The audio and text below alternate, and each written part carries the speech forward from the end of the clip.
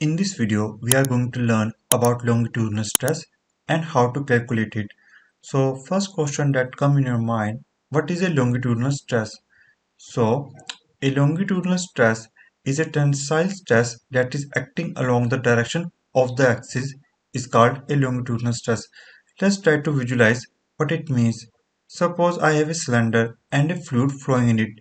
So you can see that the blue is the area in which my fluid is flowing, and this area is pi d square by 4 and a pressure P acting on it.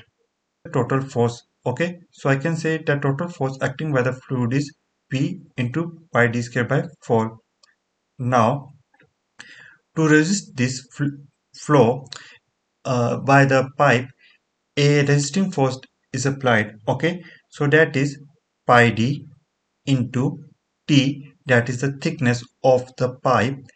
Okay, and a force that is sigma, that is resisting force that basically opposes this. Okay, so this force is called resisting force. So what I will do, I will equate these two equations and I will get the stress generated in the pipe. Okay, so that is sigma into PD into divided by 40. So this tells how much stress generate in a longitudinal stress. So I hope you learned and understand something from this video. If you have any kind of doubts and queries, feel free to ask. Thanks for watching and have a great day. Namaste.